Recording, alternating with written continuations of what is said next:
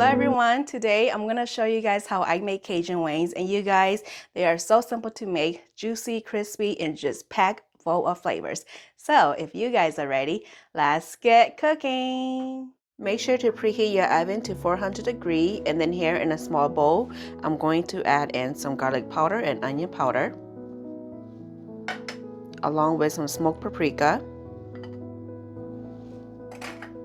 and then some dry oregano and dry thyme, along with some cayenne pepper, and then some salt and black pepper, and then some baking powder, and then along with some good old light brown sugar. And I'm just gonna go in and give them all a good whisk and mix, combine everything well. Okay, now that's all nice and combined,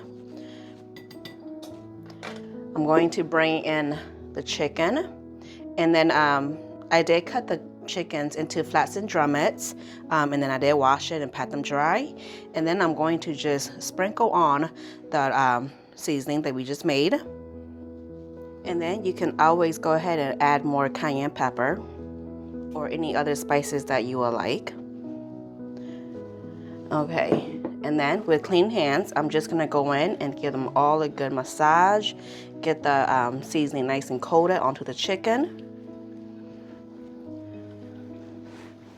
Okay, they're all nice and coated. Okay, and then here in my large baking sheet, I'm just going to start placing the chicken.